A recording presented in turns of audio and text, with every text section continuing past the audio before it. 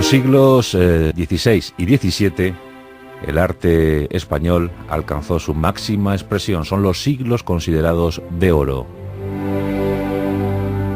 En la pintura, en la arquitectura y desde luego en las letras. Y precisamente en el mundo literario es donde se dieron con más frecuencia cita los grandes enfrentamientos de la historia. Nuestros literatos, nuestros ilustres intelectuales, dirimieron cuitas mediante sus escritos y también en gravísimas acusaciones verbales. En todo caso, el pasar de los siglos, el discurrir de las centurias, finalmente ha apaciguado, ha dulcificado aquellas guerras tremendas. Hoy referimos uno de los duelos más apasionantes de principios del siglo XVII. Nos encontramos inmersos en el barroco. Los ideales promulgados por esta corriente intelectual, por esta corriente artística, sentaron los cimientos de futuros capítulos artísticos.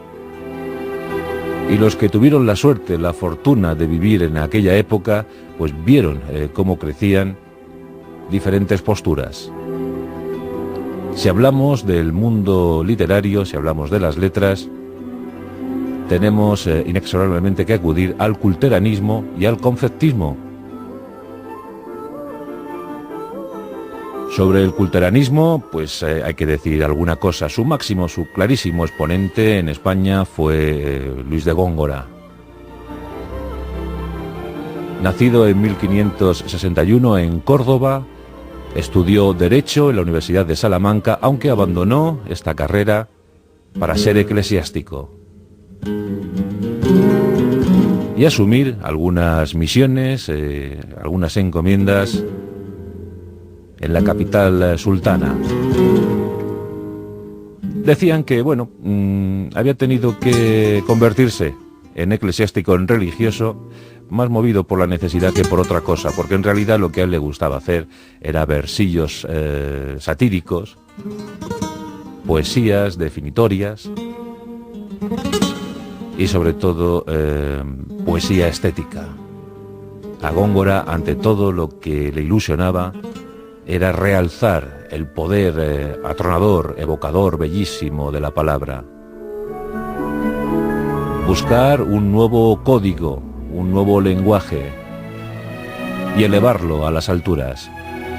La sonoridad ante todo, la estética ante todo, la belleza de la palabra. En aquel tiempo, a principios del siglo XVII, algunas palabras se consideraban solo exclusivas de las élites. Y vamos a dar un ejemplo. Hoy en día, decir adolescente, pues simplemente utilizar argot habitual, argot cotidiano. En cambio, a principios del siglo XVII, aquel que decía es un adolescente, a ese se le consideraba culto. Bueno, pues la búsqueda de estas nuevas palabras, acuñar nuevas palabras e insertarlas en las composiciones poéticas, eso era culteranismo, aunque posteriormente se llamó gongorismo, ya que Góngora era su máximo adalid. La poesía de Góngora es sublime, y muchos a lo largo de los siglos reivindicaron esos escritos, aunque él no pudo ver publicada jamás su obra. Nadie confiaba en publicar esa obra.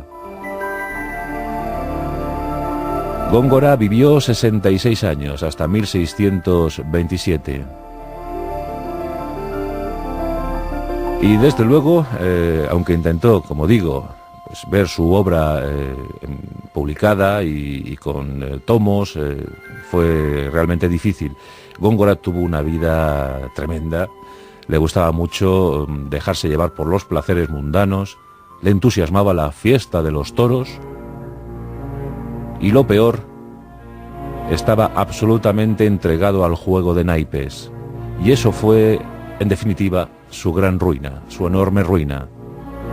Nunca pudo rehacerse económicamente, ya que cuando conseguía alguna cantidad, enseguida viajaba a las tabernas, iba a los lugares de ocio, para jugarse esas monedas en una partida de cartas. Bueno, Pues estos son los aspectos cotidianos de Góngora. Y por otro lado tenemos a Francisco de Quevedo y Villegas, nacido en Madrid en septiembre de 1580. Quevedo estudió en las universidades de Alcalá de Henares y Valladolid. Ya veis que estos dos enemigos íntimos utilizaron las mejores aulas universitarias para acrecentar su enorme bagaje cultural.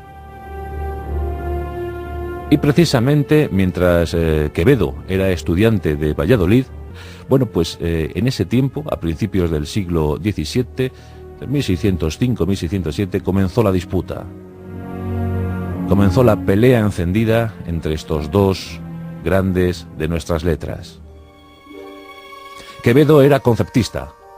El conceptismo era el movimiento opuesto al culteranismo. Los conceptistas, desde luego, valoraban más la ideología que la estética. Los conceptistas reprobaban los malos usos, las malas costumbres de la época, la decadencia, la hipocresía social. Veían con amargura cómo se abrían paso oficios como el de mendigo. Y Quevedo inició una suerte de composiciones satíricas que desde luego fueron deliciosas y fueron notorias, muy notorias ya en su tiempo. Quevedo era un mago de la palabra, era un gran artista, era un hombre que ante todo sabía transformar en belleza todo aquello que intuía. Y lo más difícil, eso que intuía, lo sabía llevar a la perfección al papel. También de mal vivir, también siempre aferrado a un presunto fracaso, a una presunta ruina. Tuvo algunos valedores, como el duque de Osuna, pero también sufrió, debido a sus escritos, múltiples difamaciones, encierros penitenciarios y exilios forzosos. Pero a Quevedo le gustaba mucho esto de enfrentarse al prójimo, llegando incluso al insulto. Y en ese sentido, Góngora se prestaba porque Quevedo era gran opositor intelectual a los postulados de Góngora. Ahondó en la biografía personal de su enemigo y descubrió un presunto pasado judío, con lo cual empezó a escribir: Góngora nos presenta una poesía judaizante. Se metía mucho con los judíos, Quevedo. Pero que también hizo sorna, hizo mofa cruel de la afición desmedida de Góngora por los toros, por los placeres, por las mujeres y sobre todo por el juego de naipes.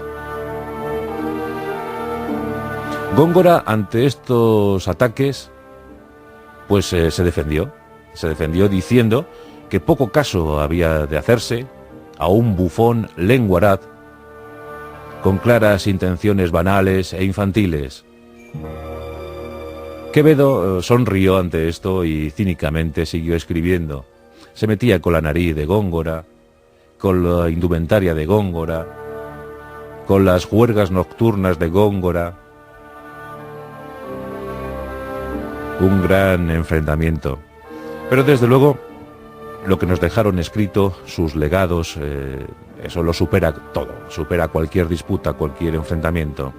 Solo leer El Buscón de Francisco Quevedo ya merece la pena, ya le exime de cualquier culpa, ya se le perdona, se le concede el indulto. Hubo una reunión de intelectuales en aquella época y sometieron a juicio sumarísimo a Quevedo. Le llamaron protodiablo y le condenaron moralmente. En cuanto a Góngora, ¿qué decir de su célebre trabajo Soledades? En todo caso, los dos autores son altamente recomendables. Desde aquí, solicitamos encarecidamente que en algún momento busquéis estos libros deliciosos del siglo XVII y que disfrutéis con su lectura. Como sabéis, Quevedo falleció en Villanueva de los Infantes, ese pretendido lugar de donde partió un tal don Alonso Quijano, el Quijote. Parece que ese es el lugar de cuyo nombre no se quería acordar don Miguel de Cervantes y Saavedra. Pues Quevedo falleció en Villanueva de los Infantes, a la edad de 65 años, en 1645. Pero ya veis, aunque había una enorme distancia generacional, pues prácticamente se llevaban 19 años. Góngora era 19 años mayor que Quevedo, pero eso no les privó de encendidos combates. Y al fin y al cabo, eso nos ha enriquecido a todos y hoy les podemos seguir saboreando. En nuestros enemigos íntimos de la historia, Francisco de Quevedo y Villegas versus Luis de Góngora.